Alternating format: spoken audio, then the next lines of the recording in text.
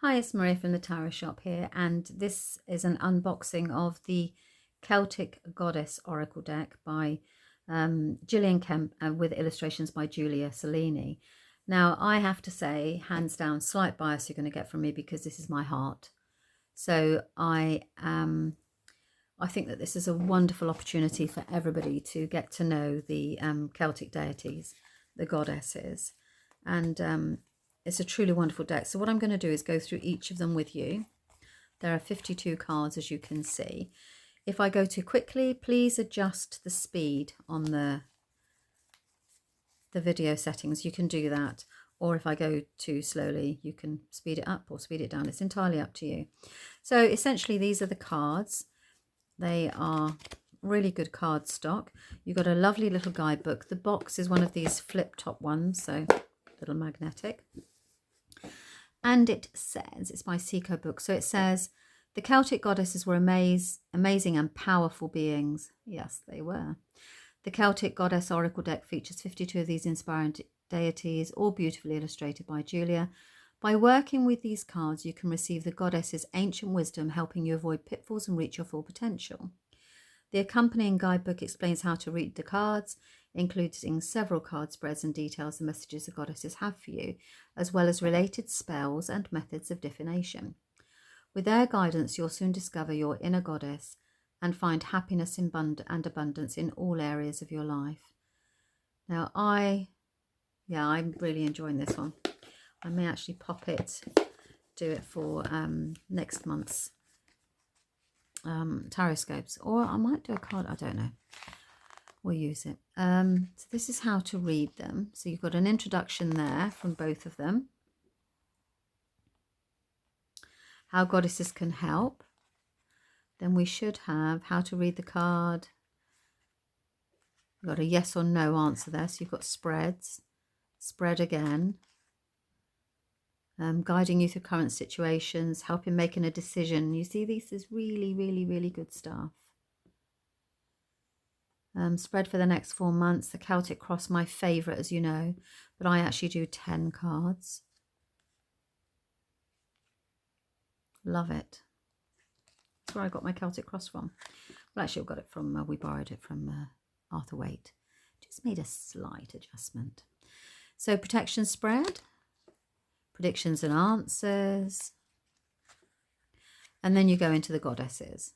So you've got 52 of them. And then each of them, so you've got keywords with it. So Dana, who is, I actually have a statue of Dana, so she is my gal. Now, the goddess of empowerment. So you have a little bit about her, and then obviously why this is relevant to you. Symbols, her message to you, and then a spell for empowerment, because she's the goddess of empowerment. And so it continues throughout the whole of the book. This is a serious recommendation from me. I think this is a great deck. And it won't break the bank. So we are in a win-win here. So let me pop that to one side. So you get the box, and in it comes the guidebook, which you will need, obviously, because you'll need the spells and the information around it. And then the cards. So let's go through the cards. And as I said, adjust the speed for yourself. I won't pronounce them all because I will absolutely murder it, but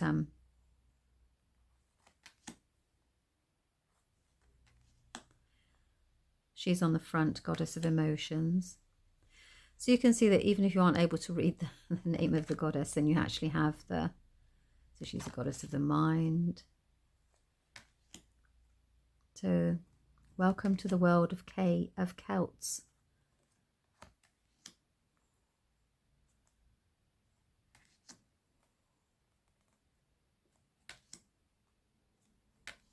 Nice smiling faces. Very welcoming.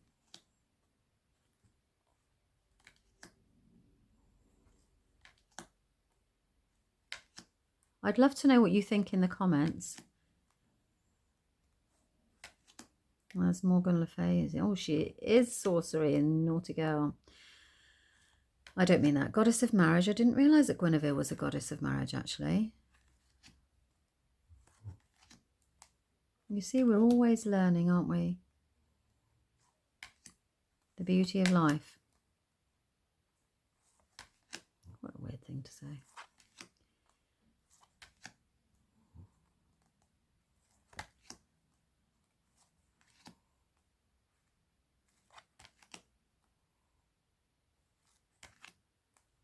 Oh, the Lady of the Lake. So you can see all the Arthurian legends as well in here.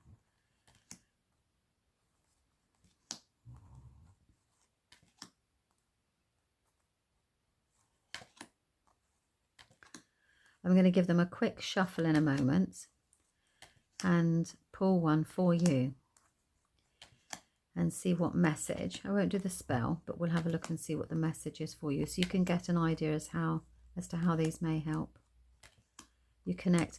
And I think it's really good to get to know the goddesses as well again. Let's get back to our roots. Right, I'll just give them a quick shuffle. Obviously not an amazingly. They shuffle well. Nice deck. Oops. I'm not going to include that. I'm going to put that in there but that was my poor shuffling. And I always think that if it meant to come out again, it will come again. Right, now that's enough. Let's go. That feels like it was enough. Goddess of Night and Dreams. So what does this mean for you? Okay. 38. Thankfully, they're all in order, so that makes it very easy to use the guidebook. Her message. The winter solstice is the darkest day of the year. Your psychic powers are illuminated while you sleep, enabling you to see your future in your dreams. You can ask for a dream that predicts your future. To do this before going to sleep, say, please can I be given a dream tonight that predicts my future. You can also meet loved ones who have passed on if you say, please can I meet the name of the person in my dreams tonight.